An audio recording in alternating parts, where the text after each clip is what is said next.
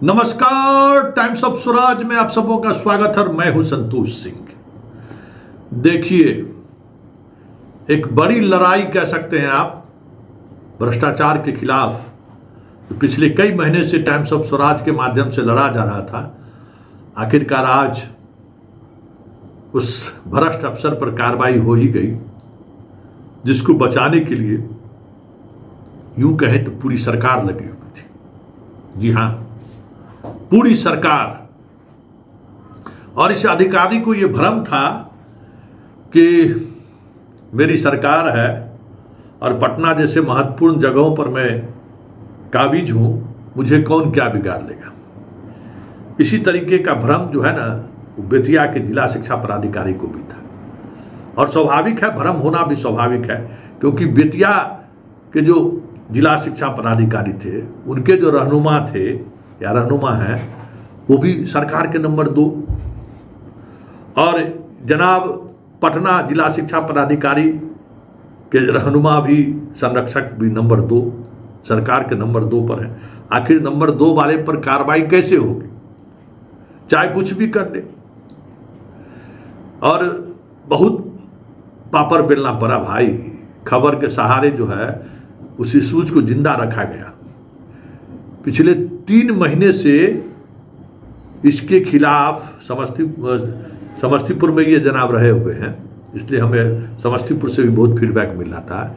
ये जनाब पिछले 3 महीने से इनका फाइल एसीएस के टेबल पर रखा हुआ था और हमें भरोसा नहीं था कि कार्रवाई होगी, क्योंकि समस्तीपुर में जो कार्रवाई हुई थी, याद होगा, जो फर्जी बहाली किया था ये लोग, उसमें प्रखंड शिक्षा पदाधिकारी को रिटायरमेंट से 1 दिन पहले निलंबन मुक्त कर दिया था।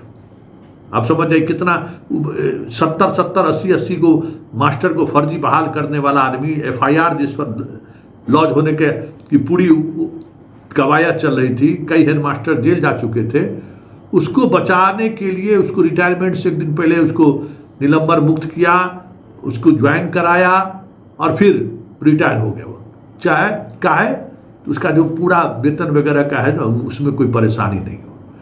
हमको लग रहा था कि अब सिद्धार्थ से ये चीज़ नहीं होगा। इतना कमजोर एसीएस हम आज तक कभी नहीं देखे हैं। शिक्षा विभाग में भाई बहुत एसीएस को हमने देखा। जब शिक्षा विभाग का बीट मेरा, जब हम ईटीवी में थे तब भी हम देखते थे, और जब कशिश में थे तब भी देखते थे। तो अंजनी बाबू के दौर से लेके आज के दौर तक देख लीजिए, सबसे शांत और खुशमिजाज आदमी दीपक बाबू थे। लेकिन दीपक बाबू भी जो है स्टैंड ले लेते थे तो ले लेते, जो अभी भूमि सुधार में है। लेकिन यहां तक कुछ समझे में नहीं आता था। साधारण विधायक फोन कर देता है तो चलो भाई कोई बात नहीं है, तो ये लग। लेकिन चलिए, मंत्री ने भी इसको प्रतिष्ठा का विषय बनाया कि इतना बड़ा घोटाला करके आया हुआ व्यक्ति रोजाना दबाव बनाता था। हम रोज 2-4 दिन पे खबर चला ही देते थे। आखिरकार आज जनाब गए, सस्पेंड हो गए। अभी 4 और हैं, और वो चारों वही हैं जिनके बारे में हम लोग लगातार टाइम्स ऑफ स्वराज में आप लोगों के माध्यम से खबर चलाते रहे। जहानाबाद वाला तो आज बच गया। 50,000 घूस जो है से कर्मचारी लेता है जी, है। लेकिन क्या करिएगा, संयोग ऐसा गया हुआ कि विजिलेंस की टीम वहाँ पहुँची तो किरानी बाबू ले लिए 50,000। वैसे उनके भी संपत्ति की जांच ब्यौरा हो रहा है। जहानाबाद के भी जिला शिक्षा पदाधिकारी बचने वाले नहीं हैं, उनकी संपत्ति की भी जांच स्पेशल विजिलेंस यूनिट ने शुरू कर दिया, क्योंकि उनको पता चल गया था कि ये खेल जो है किस लेवल पर हो रहा है। तो समझिए कि शिक्षक से 50,000 रुपया घूस लेता है।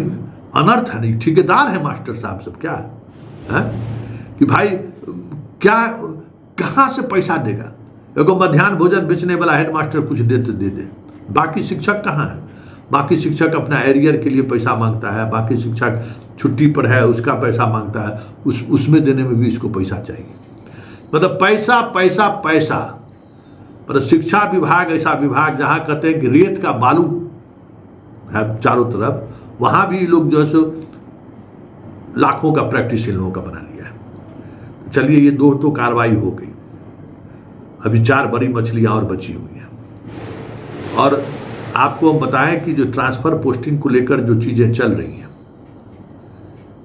विजिलेंस की टीम भी इस मामले में सतर्क है। पुलिस मुख्यालय ने भी पहली बार, हम आपको जानकारी दे दें कि पूरे इस ट्रांसफर पॉलिसी पर नजर जमाए हुए हैं कि कहीं से भी कुछ भी अगर दिखा तो सीधे छापेमारी कर देना है, पूरा अलर्ट।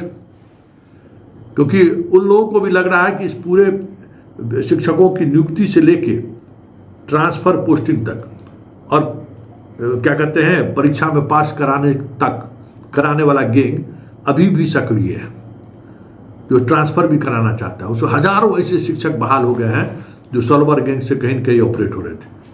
TRE 2 और 1 के बारे में तो संजीव मुखिया बता ही दिया था कि भाई हाँ, हम लोग प्रश्न पत्र जो है हम लोगों को पहले ही मिल गया था। तो ये सारी बातें, इसलिए पूरा पुलिस महकमा जो है इस पूरे ट्रांसफर पोस्टिंग पर खास नजर जमाए हुए हैं कि कहाँ से क्या हो रहा है, कौन कौन लोग इसमें खेल खेलना चाह रहे हैं, सब कुछ चल रहा है। इसलिए मजा आ रहा है हमें भी, करिए भाई, हम लोगों का क्या है, ट्रांसफर पोस्टिंग करिए, लेकिन कोई खेल नहीं होना चाहिए। तो पूरा पुलिस महकमा लगा हुआ है, ये हमें पक्की जानकारी है। तो वो तो चैप्टर क्लोज है, वहाँ से कुछ न कुछ चीज़ें जैसी बाएं दाएं हुआ तो बस समझिए धरा है। लेकिन बड़ी बात यह है कि शिक्षा विभाग में इस तरीके से खुल्लम खुल्ला लूट, बताइए, टेबल बेंच सबमर्सिबल सब लूट लिया ही संजय कुमार जब मोतिहारी में था तो। और उसी लूट के बदौलत आ गया पटना, समझ गए ना, उसी लूट के बदौलत पटना आ गया। होता है ना कि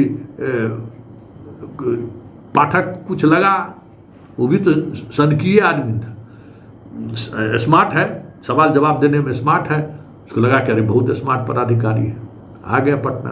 लेकिन तो लूट लिया ही, मतलब जहाँ समझिए कि अब बताइए, इसी का ना इसका भी कर्मचारी गिरफ्तार हुआ था 25,000 रुपया घूस लेते हुए। अरे 25,000 50,000 कहीं कर्मचारी का औकात होता है जी? कोई सोचे हैं कि थाना का मुंशी को औकात होगा 50,000 रुपया लेने का बिना थाना प्रभारी के आदेश का? सब वही है। पूरे तरीके से अगर आप देखिए तो भ्रष्टाचार का जो जहाँ खेल होता है ना, उसमें उस जहाँ छापामारी हो रहा है वहाँ का जो हेड है ना, उसके बगैर सहमति से पत्ता नहीं हिलता है। 50,000 रुपया ले लेगा। चलिए पकड़ाए वो भी जनाब, वहाँ के शिक्षा पदाधिकारी भी जाएंगे, तय है, उनकी भी संपत्ति की जांच हो रही है। लेकिन पटना जिला शिक्षा पदाधिकारी पर कार्रवाई होना अपने आप में बहुत बड़ी बात है, क्योंकि सरकार का नंबर 2 इस पर कार्रवाई नहीं हो, इसके लिए पूरी ताकत लगा रखा था। आई भी सुबह दोपहर शाम जो है सो हाजिर बनाते थे एकदम कि चलिए जात नाम गंगा, ये भी बात है कि जात के नाम पर गंगा बह जाया जाएगा। बहुत कोशिश हुई, लेकिन आखिरकार इनको जाना पड़ा। और हम उम्मीद करते हैं कि आने वाले समय में कई ऐसे अधिकारी हैं जिनको बेऊर जेल जाना तय है, निलंबन भी होगा, बर्खास्तगी भी होगी।